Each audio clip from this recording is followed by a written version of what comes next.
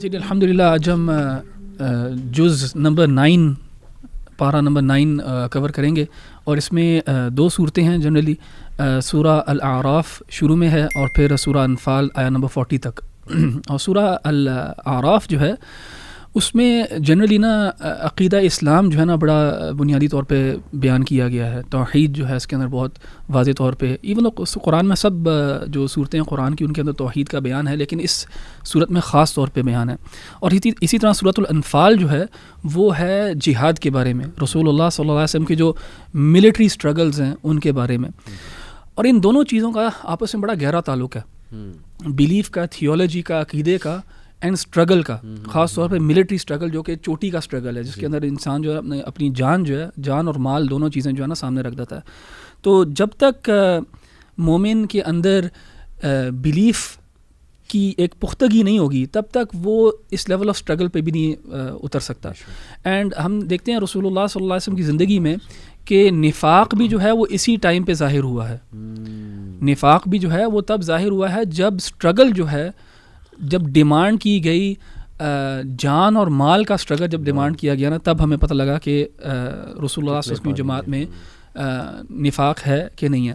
اور جو یہ سورہ شروع ہوتی ہے اس میں جو جز شروع ہوتا ہے، جو سورہ اعراف کا ورس نمبر 88 سے آگے، اس میں شعیب علیہ السلام کا جو ہے نا واقعے کا ذکر ہے. اور شعیب علیہ السلام کی جو قوم ہے ان کا جو جرم تھا وہ کرپشن تھا، بیسکلی ناپ تول میں کمی، اور جس کے پیچھے ان کو اللہ تعالیٰ سے ڈرایا بھی گیا کہ یہ کام نہ کیا جائے. لیکن ان کے جو سردار ہیں، قوم کے سردار ہیں، جو اس کرپشن سے فائدہ اٹھا رہے تھے، انہوں نے اپوز کیا. تو اس اسٹوری کے اندر یہ بھی امپورٹنس ہے کہ انسان جو ہے نا وہ جب بھی اس کا جو لین دین کا معاملہ ہو اس کے اندر انصاف ہونا چاہیے. تو بیسکلی اس طرح یہ جز شروع ہو رہا ہے. سورہ مطففین بھی اسی موضوع پہ بالکل اسی کے اوپر ہے، ویل للمطففین. فرعون کا اور حضرت موسیٰ علیہ السلام کا واقعہ بڑے تفصیل سے ذکر کیا گیا. بالکل ایسے ہی. اور خاص طور پہ پھر وہ حضرت موسیٰ علیہ السلام کا کوہ طور کا جو واقعہ ہے، وَوَعَدْنَا مُوسَىٰ 30. بلکہ جو آپ نے ابھی بات کی نا حضرت موسیٰ علیہ السلام کا، بڑا تفصیل سے واقعہ. اور جو ورس انشاءاللہ میں شیئر کرنا چاہتا ہوں اپنی ریفلیکشنز، کہ ساری جو باتیں ہیں کہ انہوں نے قوم سے کیسے ڈیل کیا. اور دیکھیں قوم نے بہت ستایا، بلکہ اللہ کے نبی صلی اللہ علیہ وسلم کو جب کوئی ایذا پہنچتی تھی نا تو وہ یہی کہتے تھے کہ اللہ رحم کرے موسیٰ پہ، میرے بھائی موسیٰ پہ، کہ بنی اسرائیل نے بہت زیادہ تکالیف انہیں دیں. تو یہ آیا بڑی انٹرسٹنگ ہے کہ اس سے پچھلی آیا میں ظاہر ہے موسیٰ علیہ السلام تھوڑا سا غضبناک ہو جاتے ہیں اپنی قوم پہ، اور ظاہر ہے بہت تنگ کیا قوم نے. تو اس آیا میں اللہ سبحانہ تعالیٰ ان کا ایک ایکشن جو ہے وہ بتاتے ہیں. وہ یہ ہے، قال رب اغفر لی ولی اخی وادخلنا فی رحمتک وانت ارحم الراحمین. جب حضرت موسیٰ نے دعا کرتے ہوئے کہا کہ اے میرے پروردگار بخش دے مجھے بھی اور میرے بھائی کو بھی، اور ہمیں داخل فرما اپنی رحمت میں، اور تو تمام رحم کرنے والوں میں سب سے بڑا رحم کرنے والا ہے. اس سے جو میں ریفلیکشنز اپنی شیئر کرنا چاہتا ہوں کہ دیکھیں، سب سے پہلے لیڈر کا کام ہے اپنے آپ کو دیکھیں، تزکیہ کرے اپنے. جیسے نوح علیہ السلام کی بھی آپ دعا پہ غور کریں نا، کہ انہوں نے اتنے سال دعویٰ کیا، اور سب سے پہلے وہ استغفار خود کر رہے ہیں کہ اللہ میری طرف سے کوئی کمی نہ رہ گئی. تو آئی تھنک کہ تمام لیڈرز کسی بھی لیڈنگ پوزیشن میں سب سے پہلے وہ تزکیہ اور استغفار کریں، اور یہاں پہ وہ اپنے بھائی کے لیے بھی استغفار جو ہے طلب کر رہے ہیں. اور یہ دیکھنا بڑا ضروری کہ کہیں میری طرف سے تو کوئی کمی نہیں ہوئی. آئی تھنک اس چھوٹے سے رول کو ہی ہم لے لیں تو ہمارا انشاءاللہ جو ہے وہ بہت فائدہ ہوگا. ایک امام شافعی کا ہے ظاہر غالباً یہ واقعہ، یا امام احمد بن حنبل، کریکٹ می اگر آپ لوگوں کو یاد ہے، کہ انہوں نے کہا کہ جب بھی میری وائف سے میرا جھگڑا ہوتا ہے تو مجھے پتہ لگ جاتا ہے کہ میرے تقوی میں کمی ہے، یعنی سم تھنگ از رانگ، یا میں استغفار نہیں کر رہا. تو دیکھیں ہمارے ریلیشنز بہت زیادہ اس چیز پر ڈپینڈنٹ ہیں کہ ہم اللہ سبحانہ وتعالیٰ کو کتنا جو ہے وہ چاہ رہے ہیں، یا کتنے جو ہے وہ نیک کام کر رہے ہیں. اور اگر کہیں بھی کمی بیشی ہوتی ہے تو ڈیفینیٹلی سب سے پہلے تو یہی سوچنا چاہیے نا، جو حضرت یونس علیہ السلام کی بھی دعا ہے کہ لا الہ الا انت سبحانک انی کنت من الظالمین، میں ظالم ہوں، اللہ آپ پاک ہے. لیکن ہیونگ سیڈ اٹ، میں یہ نہیں کہہ رہا کہ موسیٰ علیہ السلام سے کوئی غلطیاں ہوئی ہوں، لیکن دیکھیں بینگ اے نبی اگر وہ یہ دعا کر رہے ہیں کہ اللہ مجھے معاف کر دے، میرے بھائی کو معاف کر دے، تو ہم کون ہوتے ہیں؟ ہمیں تو 10 ٹائم زیادہ استغفار کرنے کی ضرورت ہے اپنے معاملات میں. اچھا علی بھائی، اس میں نا جو آپ نے بات کی میں تھوڑا سا ایڈ کروں گا جی. اسی آیت کے حوالے سے یعنی ایک ہمیں نبی کی اسٹرگل کا پتہ چلتا ہے کہ سبحان اللہ، نبی جہاں پہ ایک فرنٹ لائن میں ڈسبلیورس کو انکاؤنٹر کر رہا ہوتا ہے، ان کے آرگیومنٹس کو، ان کی طرف سے مشکلات ہیں، وہاں پہ ان کی اپنی قوم جو ہے وہ بھی ایک قسم کے ان کے بھی مسئلے وہ حل کر رہا ہوتا ہے. جیسے نا آیت نمبر 129 کے اندر اللہ تعالیٰ ذکر کرتے ہیں سیدنا موسیٰ علیہ الصلوۃ والسلام کی اسٹرگل کو، قالوا اوذینا من قبل ان تأتینا ومن بعد ما جئتنا. ٹھیک ہے نا، کہ انہوں نے کہا اے موسیٰ ہمیں تمہارے آنے سے کوئی فائدہ نہیں ہوا. یعنی امیجن کریں کہ سیدنا موسیٰ فرعون سے لڑ رہے ہیں، اپنا سب کچھ داؤ پہ لگا کے اپنی ساری وہ بادشاہوں والی زندگی چھوڑ کے آئے ہیں، اسٹرگل کر رہے ہیں، اور فرعون یعنی قوم کے اندر اتنا امپیشنس ہے اور انٹالرنس ہے کہ وہ کہتے ہیں کہ تیرے آنے سے پہلے اور تیرے آنے کے بعد بھی حالات تو وہی ہیں، کوئی فرق تو نہیں پڑ رہا. تو انہوں نے پھر آگے کہا قال عسى ربكم ان يهلك عدوكم ويستخلفكم في الارض فينظر كيف تعملون. انہوں نے کہا ان قریب حوصلہ کرو کہ اللہ تعالیٰ تمہیں زمین میں خلافت بھی دے گا، تمہارے دشمن کو تباہ بھی کرے گا. پتہ چلا کہ بیچارہ نبی جو ہوتا ہے وہ ہر اعتبار سے اسی طریقے سے قوم موسیٰ نے اس کے بعد انہوں نے کہا پھر دیکھیں گے تم کیسے عمل کرتے ہیں. ہاں فینظر کیف تعملون، پھر ہم دیکھتے کہ اچھا. اس طرح ایک اور چیز اسی کا ذکر یہ بھی ہے کہ جب انہوں نے دوبارہ یہ شکوہ تب کیا تھا جب سیدنا موسیٰ علیہ الصلوۃ والسلام بالکل جو ہے نا وہ دریائے نیل کے پاس پہنچ گئے تھے اور پیچھے سے وہ ہے نا وہ فرعون آ گیا تھا اپنے لشکر. اس ٹائم بھی انہوں نے یہی بات کہا، انہوں نے کہا جی تمہاری وجہ سے میں مروا دیا تم نے ہمیں، یعنی تم سبحان اللہ، اللہ معاف کرے. یعنی اس قوم کے اندر یعنی اس کی دیکھیں کہ اخلاقی اور اس کی ویکنس دیکھیں کہ اتنی وہ سبمسو ہو چکی تھی وہ قوم کہ basically they were not even, یعنی امپیشنس کی انتہا. اور دوسری بات یہ کہ یار تھوڑا سا بھی اسٹرگل اور پیشنس یا تھوڑے سے بھی حوصلہ کہ جی بڑی قیمت ہم آزادی حاصل کر رہے ہیں، اس کے لیے قیمت ادا کرنی ہے، جانیں دینی پڑے گی، کوئی بات نہیں، they not willing to do that at all. سبحان اللہ. اچھا، اللہ تعالیٰ نے نا جنرلی یہ سارا کچھ بتا کے، یعنی کہ پریکٹیکلی میرے اور آپ کے لیے، امت مسلمہ کے لیے اس میں کیا لیسنز ہیں. آپ کو پتہ ہے کہ مختلف انبیاء علیہم السلام کا ذکر کیا ہے اور تقریباً سب بستیوں نے جھٹلایا. تو آگے اللہ تعالیٰ نے نا ایک چیز بتائی کہ اگر یہ لوگ یہ کر لیتے تو، اور اگین اس میں میرے اور آپ کے لیے لیسن ہے. اللہ تعالیٰ فرماتے ہیں، یہ آیت نمبر 96 ہے سورہ اعراف کی. اللہ کہتے ہیں وَلَوْ أَنَّ أَهْلَ الْقُرَىٰ آمَنُوا وَاتَّقَوْا، یعنی کہ اگر یہ صحیح ایمان لے کے آتے اور اللہ کا تقوی اختیار کرتے، اللہ سے ڈرتے، لَفَتَحْنَا عَلَيْهِمْ بَرَكَاتٍ مِّنَ السَّمَاءِ وَالْأَرْضِ، ہم آسمان سے ہم برکتیں ان پہ کھول دیتے، آسمان سے بھی اور زمین سے بھی. لیکن وَلَٰكِن كَذَّبُوا، انہوں نے جھٹلا دیا، فَأَخَذْنَاهُمْ بِمَا كَانُوا يَكْسِبُونَ. اللہ کہتے ہیں پھر ہم نے ان کو پکڑ لیا اس چیز کے عوض جو کہ وہ کیا کرتے تھے. تو یعنی کہ اس میں میرے اور آپ کے لیے نسخہ یہ ہے کہ ہم روتے ہیں، ٹھیک ہے مہنگائی ہے، سارا کچھ ہے، لیکن اللہ نے بتایا کہ برکتوں کا نزول آسمان سے بھی اور زمین سے بھی برکتیں ہی برکتیں ہیں اگر صحیح ایمان ہو اور تقوی ہو. آن دا کنٹری، حیرانگی کی بات ہے، ابھی رمضان سے آپ کو پتہ ہے پاکستان میں کچھ دن پہلے ہی جو زلزلہ آیا، اگلی آیت میں اللہ تعالیٰ فرماتے ہیں افا امین اہل القریٰ، کہ کیا لوگ امن میں آ گئے ہیں ہمارے عذاب سے، ان یأتیہم بأسنا بیاتا وہم نائمون، کہ ہماری جو پنشمنٹ ہے وہ ان پہ آئے گی رات کے ٹائم پہ جب وہ سو رہے ہوں. تو یہ اور آگے امین اہل القریٰ یأتیہم بأسنا ضحی وہم یلعبون، صبح کے ٹائم جب وہ کھیل رہے ہوں. اچھا، اس میں یہ جو ذیشان بھائی نے بات کی ہے اور جو علی بھائی نے بات کی تھی پہلے، اس کو میں سب کو کنیکٹ کروں گا اس طرح کہ اللہ سبحانہ وتعالیٰ نے نا یہ شعیب علیہ السلام کی جو قوم ہے جس کے اوپر عذاب آیا، جو ابھی آیات پڑھی ہیں، اس میں جو ذیشان بھائی نے آیت پڑھی ہے 96، اس سے اگر آپ ایک آیت پہلے دیکھیں گے، اللہ سبحانہ وتعالیٰ کیا کرتا ہے کہ اللہ آپ کو اور مجھے آزماتا ہے، ہم سب کو، ایک انڈیویجول لیول کے اوپر بھی اور ایک کمیونٹی لیول کے اوپر بھی.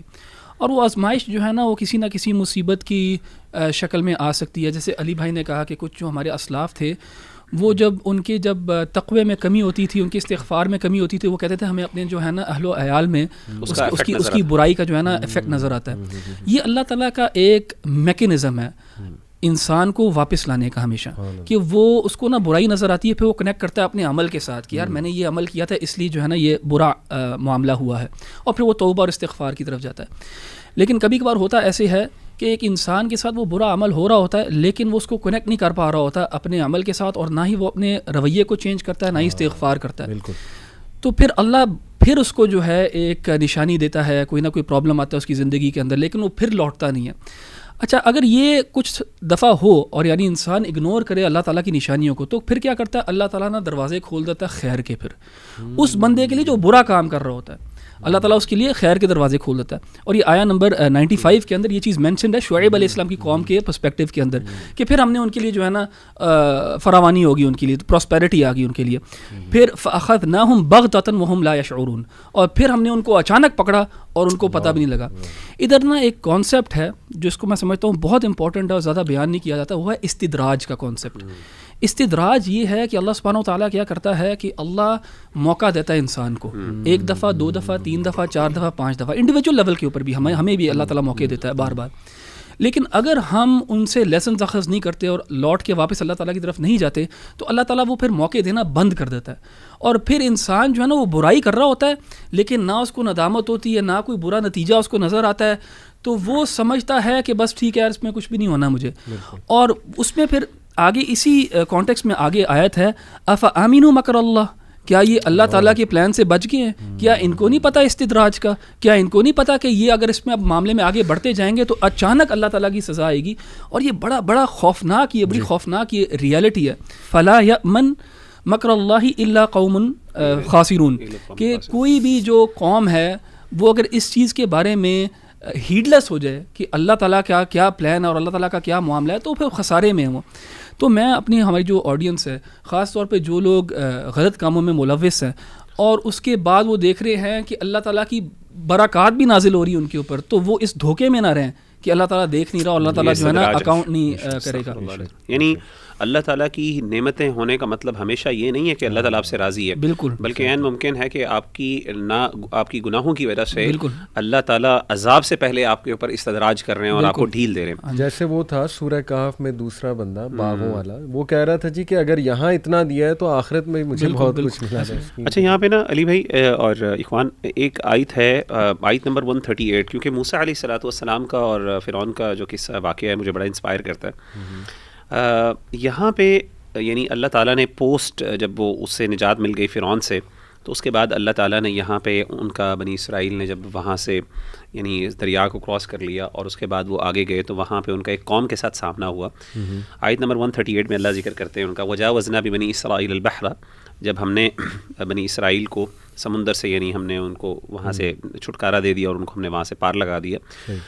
فَأَتَوْا عَلَىٰ قَوْمٍ يَعْقُفُونَ عَلَىٰ أَصْنَامٍ لَهُمْ، تو کیا انہوں نے دیکھا کہ وہاں پہ وہ ایک قوم کے پاس سے گزرے جو کہ اپنے بتوں کے اوپر مجاور بن کے بیٹھے ہوئے تھے. قَالُوا يَا مُوسَىٰ اجْعَل لَنَا إِلَٰهًا كَمَا لَهُمْ آلِهَةٌ، انہوں نے دیکھتے ہوئے اس قوم کو دیکھتے ہوئے کہا کہ اے موسیٰ علیہ السلام ہمارے لیے بھی ایک ایسا کوئی معبود بنا دے جس طریقے سے ان لوگوں کے لیے ایک معبود ہے، یعنی جس طرح یہ بتوں کی پوجا کر رہے ہیں ہمارے لیے بھی کوئی ایسا خدا بنا لیں، ہم بھی اس کی عبادت کریں. قَالَ إِنَّكُمْ قَوْمٌ تَجْهَلُونَ، انہوں نے کہا کہ تم تو ایک جاہل قوم ہو، تم نادان قوم ہو. سبحان اللہ. یعنی آپ دیکھیں کہ یہ قوم جو ہے یعنی اس سے بہت ہمارے لیے لیسنز ہیں کہ قوم کا یعنی لیول کس لیول پہ تھے جس کی وجہ سے فرعون جیسی جو ہے نا فرعون جیسا عذاب اللہ نے ان پہ مسلط کیا تھا. بلکہ آگے جا کے دیکھتے ہیں اللہ کہتے ہیں وَإِذْ أَنْجَيْنَاكُمْ مِنْ آلِ فِرْعَوْنَ يَسُومُونَكُمْ سُوءَ الْعَذَابِ، بدترین عذاب فرعون دیتا تھا. آیت نمبر 141 میں يُقَتِّلُونَ أَبْنَاءَكُمْ، بری طریقے سے تمہارے بچوں کو قتل کرتا تھا. وَيَسْتَحْيُونَ نِسَاءَكُمْ، تمہاری عورتوں کو زندہ رکھتا تھا اور ان کو غلامی ان سے کرواتا تھا، خدمت کرواتا تھا. وَفِي ذَلِكُمْ بَلَاءٌ مِّن رَبِّكُمْ عَظِيمٌ، یہ تمہارے رب کی طرف سے تم پر آزمائش تھی. یعنی ایک ظالم حکمران کا مسلط ہونا یہ بھی اللہ کی طرف سے عذاب ہے. اچھا ابھی میں بڑی ایک اس میں امپورٹنٹ بات خاص طور پہ یہ ہے کہ اس سے ایک چیز ثابت ہوتی ہے، ہمارے ہاں ایک کانسیپٹ پایا جاتا ہے، لوگ ایک پریویل کر رہا ہے کانسیپٹ کہ ایک مومن جو ہے وہ شرک نہیں کر سکتا، یا ایک بندہ جو نبی کا ماننے والا ہے یا وہ اسلام کے یعنی شریعت کے ساتھ اگر وابستہ ہے تو وہ شرک میں مبتلا نہیں ہو سکتا. تو اس آیت سے اندازہ ہوتا ہے کہ یہ قوم موسیٰ جو تھی یہ سیدنا موسیٰ علیہ السلام پر ایمان لانے والے تھے، اسی لیے تو بچ گئے. جو لوگ ایمان نہیں لائے تھے وہ تو ختم ہو گئے تھے، غرق ہو گئے تھے. اس کے باوجود ان کا یعنی اس کے اندر شرک پایا جاتا تھا ان کے اندر، یعنی دے ور انوالوڈ انٹو دس، ان کے بھی عقائد اور نظریات اس طریقے سے پاک صاف نہیں ہوئے تھے. اسی سے متعلق ایک واقعہ سنن ترمذی کے اندر، جامع ترمذی کے اندر ایک حدیث ہے جو صحیح حدیث ہے اور اس کو کہتے ہیں حدیث ذات انواط، یہ حدیث جو ہے اس کے بارے میں اللہ کے رسول صلی اللہ علیہ وسلم اپنے صحابہ کے ساتھ غزوہ حنین کی طرف آپ جا رہے تھے، غزوہ حنین سے آ رہے تھے یا جا رہے تھے، تو رستے میں انہوں نے کیا دیکھا کہ ایک قوم کے پاس سے گزرے جن کا ایک درخت تھا جن کے ساتھ وہ تلواریں لٹکایا کرتے تھے اور اس سے وہ تبرک حاصل کیا کرتے تھے، یعنی برکت کی یہ ہمارے لیے ایک سورس آف جو ہے نا وہ یعنی اس کو وینریٹ کرتے تھے کسی نہ کسی لیول پر. تو صحابہ نے دیکھ کے اللہ کے رسول سے حالانکہ یہ کون صحابہ ہیں جو اللہ کے رسول پر ایمان لے گئے ہیں، یعنی صحابہ کے ایمان پہ کس کو شک ہو سکتا ہے. تو انہوں نے کہا کہ اللہ کے رسول صلی اللہ علیہ وسلم ایسا کریں کہ ہمارے لیے بھی کوئی اس طرح کی چیز مقرر کر دیں تاکہ ہم بھی اس سے تبرک حاصل کریں. سبحان اللہ، سوال یہ ہے کیا صحابہ یہ کہہ رہے تھے کہ ہمارے لیے ایک خدا مقرر کر دیں؟ نہیں. لیکن اس کے باوجود اللہ کے رسول نے جب یہ سنا تو اللہ کے رسول نے کہا تم نے تو اللہ معاف کرے ایسی بات کی ہے جو کہ قوم موسیٰ علیہ السلام نے اپنے نبی سے کہا تھا کہ ہمارے لیے بھی ایک الہ مقرر کر دیں. قرآن مجید میں الہ کا ذکر آیا تو سبحان اللہ یعنی اور الہ کا ذکر آیا، تم بھی الہ مانگ رہے ہو علیاذ باللہ. اس سے پتہ چلا کہ شرک کے لیے ضروری نہیں ہے کہ ایک بندہ یہ بلیو کرے کہ جس چیز سے میں مانگ رہا ہوں یا جس چیز کی میں عبادت کر رہا ہوں یا جس چیز کو میں اہمیت دے رہا ہوں، جس سے میں وینریٹ کر رہا ہوں، اس کے اندر ذاتی کوئی استقلالاً یعنی مستقل طور پر اس کے اندر کوئی قدرت اور صلاحیت موجود ہے جس کی وجہ سے وہ جو ہے وہ اس کو وینریٹ، ہی از ورتھی آف وینریشن.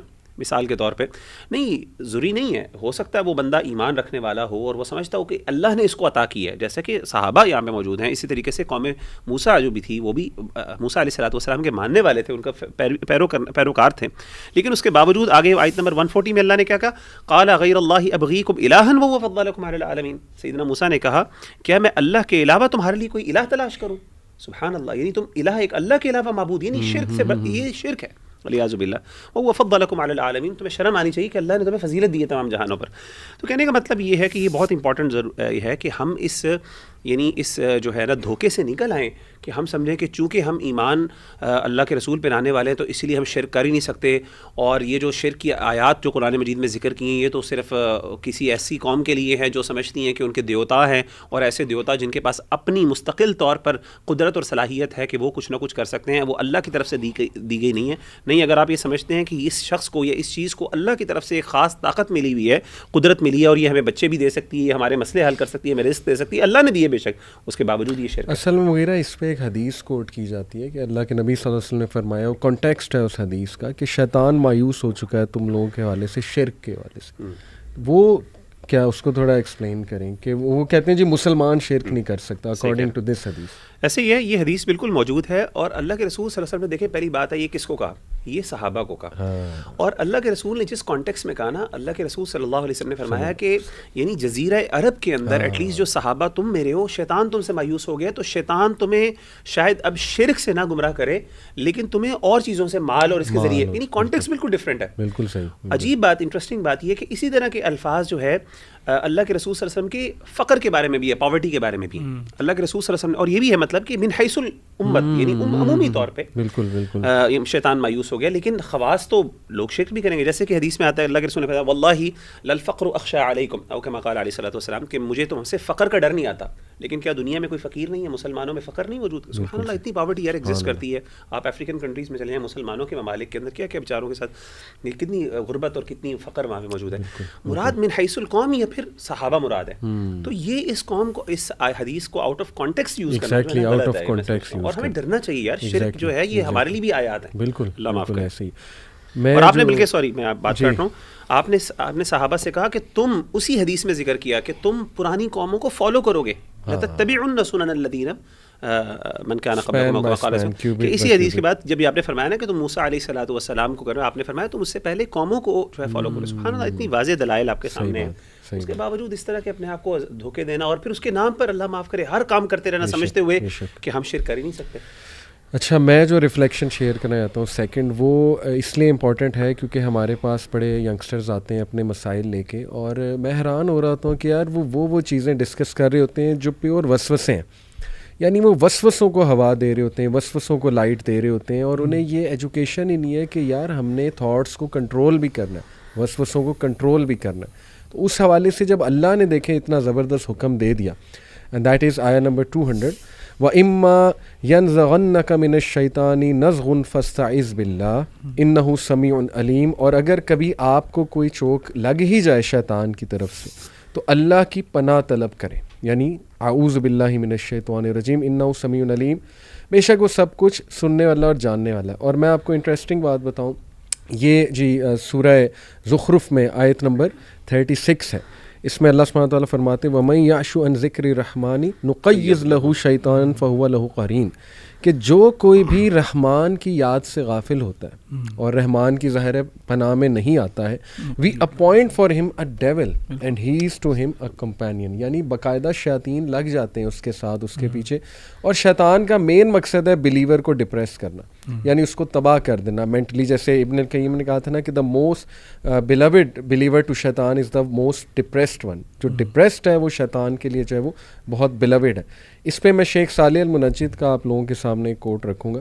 انہوں نے کہا کہ if you have a tank from which water is leaking through a tap then the solution is not to mop up the water that has been leaked. Rather, the solution is to shut off the tap completely and firmly so as to stop the water leaking.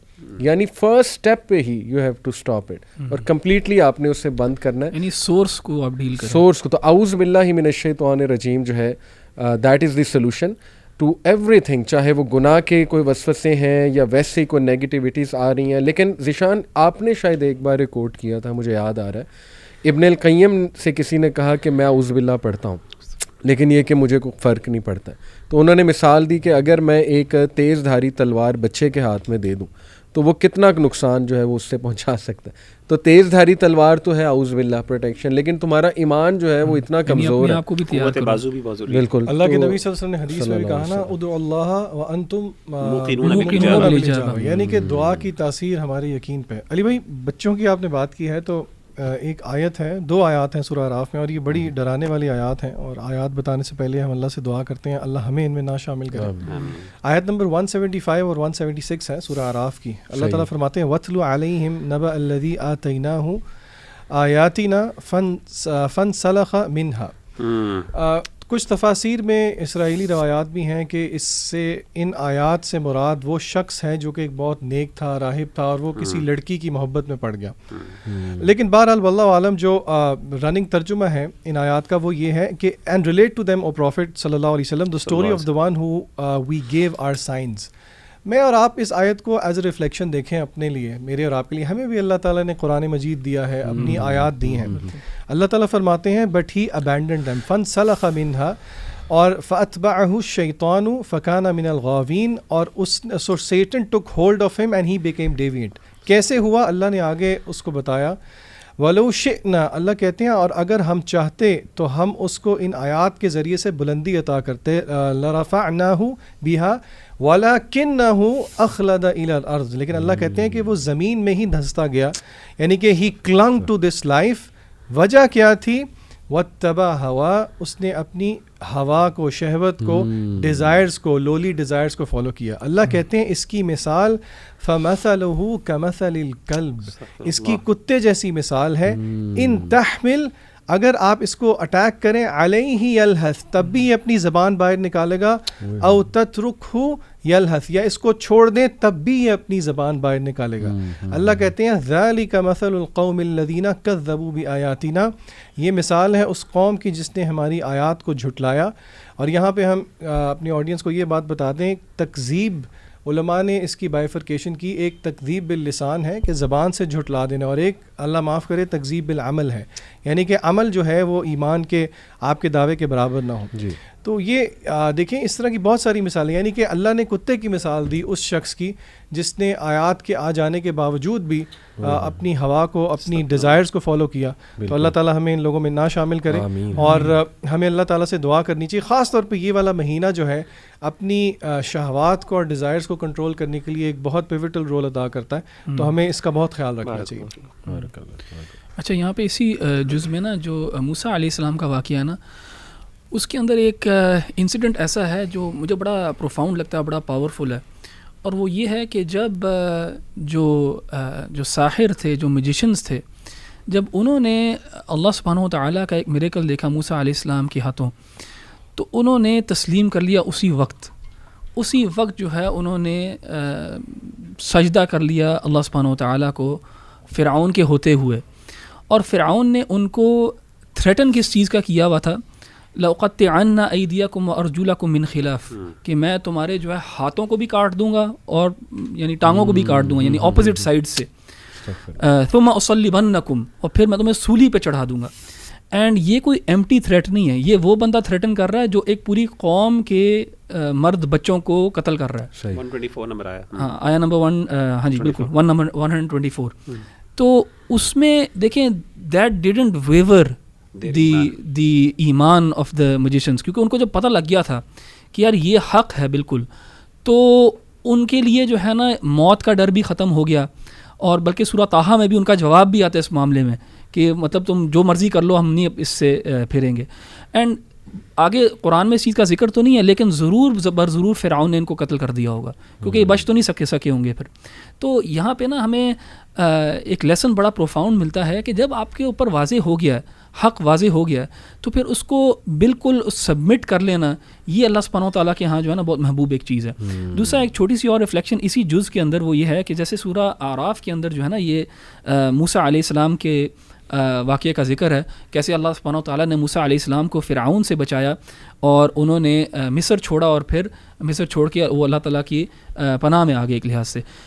اسی طرح سورہ انفال میں بھی جو مسلمین ہیں، جو رسول اللہ صلی اللہ علیہ وسلم کے ساتھ صحابہ ہیں، انہوں نے ہجرت کی اور وہ کدھر آ گئے؟ مدینہ آ گئے ہیں. اور موسیٰ علیہ السلام کے فرعون کو بھی اللہ تعالیٰ نے غرق کر دیا، ختم کر دیا، اور رسول اللہ صلی اللہ علیہ وسلم کے زمانے کے فرعون کو بھی جنگ بدر میں جو ہے نا ختم کر دیا، جس کو رسول اللہ صلی اللہ علیہ وسلم نے ابو جہل کو کہا کہ یہ فرعون هذه الامہ جو ہے. تو ان دونوں صورتوں کے اندر یہ پیرالل ایک ہے کہ وہاں پہ فرعون جو ہے ختم ہوا، یہاں پہ رسول اللہ صلی اللہ علیہ وسلم کے زمانے کا جو فرعون تھا وہ ختم ہوا، اور اللہ تعالیٰ نے وکٹری دی ان لوگوں کو جنہوں نے صبر کی اور تقوی اختیار کیا. اچھا، اس میں نا سورۃ الانفال کا جیسے آپ نے ذکر کیا، سورۃ الانفال ایک مدنی صورت ہے، اور جنگ بدر جو ہے اس کے حوالے سے بہت اس کے پوسٹ جو بدر وار ہے اس کے بارے میں ہے. اس آیت کے آغاز میں نا اللہ تعالیٰ نے جو ہے نا سچے مومن کی صفات کا ذکر کیا، اور کمال سبحان اللہ، اگر کوئی بندہ کہے کہ how do we know that we are a true believer, سبحان اللہ. تو اللہ تعالیٰ نے قرآن مجید میں کئی جگہوں پہ بڑے ایسے کویسچنز جو انسان شاید اپنی زندگی میں سب سے زیادہ جن کو سمجھتا ہو پیوٹل ہے، میرے لیے امپورٹنٹ ہے، ان کو اللہ نے بڑے خوبصورت انداز میں ایڈریس کیا ہے. اور پتہ چلتا ہے کہ اللہ تعالیٰ نے انسانی ضرورت اور انسانی جو چاہت ہے اس کا کتنا لحاظ رکھا ہے کہ انسان اس قرآن کو پڑھتے ہوئے کیا سیکھ کر رہا ہے، اس کے دل میں کیا چل رہا ہے. اب دیکھیں مثال کے طور پہ کوئی بندہ آپ سے پوچھتا ہے یار مغیرہ بھائی سچا مومن کون ہے؟ قرآن مجید کتنے خوبصورت انداز میں بتاتا ہے. ذرا سنیے گا، ذرا آیت نمبر 2 سے اللہ ذکر کرتے ہیں، انما المؤمنون الذین اذا ذکر اللہ اس کی صفات بیان، اللہ کہتے ہیں یہ صفات جس بندے کے اندر ہے وہ سچا مومن ہے. انما المؤمنون الذین اذا ذکر اللہ وجلت قلوبہم، کہ یقیناً مومن وہ ہیں جب اللہ کا ذکر کیا جاتا ہے تو ان کے دل ڈر جاتے ہیں. وَإِذَا تُلِيَتْ عَلَيْهِمْ آيَاتُهُ زَادَتْهُمْ ایمانا، جب اللہ کی آیات ان کے اوپر تلاوت کی جاتی ہیں ان کے ایمان بڑھ جاتے ہیں. ان ادر ورڈز اللہ کا ذکر پڑھتے ہوئے، اللہ کا نام سنتے ہوئے ایک دم خوف آنا، یہ ایمان کی علامت ہے. دوسری چیز، آیت کی تلاوت کے بعد ایمان کے اندر بڑا آنا. کیا مطلب؟ ایمان کا تعلق عمل کا جذبہ، اللہ کے ساتھ محبت کا جذبہ، یہ سارے جذبات کا بڑھنا یہ ایمان کی علامت ہے. یعنی آیات کو سننے کے بعد اگر آپ فیل کر رہے ہیں کہ آپ کے دل کے اوپر اثر ہو رہا ہے، اس کا مطلب ہے آپ کے دل میں ایمان موجود ہے. وَعَلَىٰ رَبِّهِمْ يَتَوَكَّلُونَ، اپنے رب پہ توکل کرتے ہیں. توکل رکھنے والا وہ بندہ جو سچا مومن ہے. الَّذِينَ يُقِيمُونَ الصَّلَاةَ، پھر وہ لوگ جو نماز صرف پڑھتے نہیں بلکہ قائم بھی کرتے ہیں، اس کے حقوق، یہ جو نماز کی ارکان ہے شرائط کے ساتھ وہ ادا کرتے ہیں. وَمِمَّا رَزَقْنَاهُمْ يُنْفِقُونَ، اور اسی طریقے سے مشکل اور آسانی میں وہ اللہ کی راہ میں جو اللہ نے عطا کیا اس میں سے خرچ کرتے ہیں. ان 5 صفتوں کو بیان کرنے کے بعد، انفاق فی سبیل اللہ، اقامت نماز، توکل، ایمان کا بڑھ جانا، دل کا ڈر جانا، ان کے بعد اللہ کہتے ہیں اولئک هم المؤمنون حقا، یہی ہیں سچے مومن. یعنی سبحان اللہ، اتنے کلیئرلی 5 کوالٹیز اللہ نے ذکر کر دیں. لہم درجات عند ربہم، اللہ کے ہاں ان کے لیے درجات ہیں. ومغفرۃ ورزق کریم، ان کے لیے اللہ کی مغفرت بھی ہے. کیا مطلب ہے؟ کہ ایسا بندہ جو 5 کوالٹیز والا ہے اس کو اپنی گناہوں پر بھی پریشان ہونے کی ضرورت نہیں، اللہ ان کے گناہ معاف کر دیں گے. ورزق کریم، اور اس کے لیے بہت ہی عمدہ اور بڑا نوبل رزق ہے.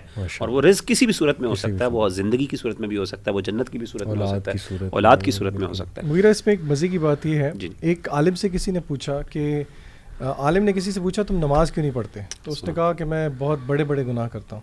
تو یہ جو آیت اینڈ ہوئی ہے نا، عند ربہم مغفرۃ ورزق کریم، تو پتہ یہ لگتا ہے کہ اپیرنٹلی کہ ان لوگوں سے تو گناہ بھی ہو جاتے ہوں گے، لیکن اگر آپ یہ ساری صفات دیکھیں تو یہ آٹومیٹکلی آپ کو گناہ سے دور کرنے والی ہے. تو کسی ایک عالم نے کسی کو سمجھاتے ہوئے کہا چوری کر لو، ڈاکہ کر لو، زنا کر لو، اول تو کرنے نہیں چاہیے، لیکن نماز کبھی نہ چھوڑنا، کیونکہ ایونچولی نماز ان سب چیزوں سے تمہیں لے جائے گی. سچی معنی ہے اقامت نماز. یہاں پہ ایک فقہی بھی مسئلہ اگر میں آپ سے ڈسکس کرنا چاہوں جو ہمیں بڑا سوال آتا ہے، سورہ الاعراف میں جو ہے وہ حکم ہے نا کہ جب قرآن پڑھا جا رہا ہو تو بہت غور سے سنو. تو خواتین جیسے کچن میں کام کر رہی ہیں اور پیچھے قرآن کی تلاوت لگائی ہے یا کچھ ویسے ہی گھر میں قرآن کی تلاوت چلائی ہے اسپیکرز میں، لیکن توجہ وہ نہیں ہے، یعنی وہ ترجمے کی طرف توجہ نہیں ہے، یا گاڑی میں کہیں جا رہے ہیں لانگ ڈرائیو پہ تو قرآن کی تلاوت چل رہی ہے لیکن آپس میں تھوڑی بہت باتیں بھی کر رہے ہیں، از اٹ الاؤڈ؟ اس پہ کیا آپ کی جو ہے وہ رائے؟ یہ سوال ایکچولی ہوتا ہے ہم سے بہت زیادہ. اچھا، اس میں دیکھیں ویسے تو قرآن جو ہے جب وہ پڑھا جا رہا ہو تو اس کو سننا چاہیے اور اس کے اوپر غور کرنا چاہیے. اینڈ یہ تو بالکل پسندیدہ نہیں ہے کہ انسان جو ہے وہ اس نے قرآن پیچھے ایز بیک گراؤنڈ خیر میوزک تو نہیں کہنا چاہیے لیکن بیک گراؤنڈ ساؤنڈ جو ہے وہ یوز کیا جا رہا ہے قرآن کو، اور اوپر آپ باتیں بھی کر رہے ہو اور اپنے کوئی اور مسائل ڈسکس ہو رہے ہیں اور پیچھے قرآن چل رہا ہے، تو یہ تو بالکل بھی پسندیدہ نہیں ہے.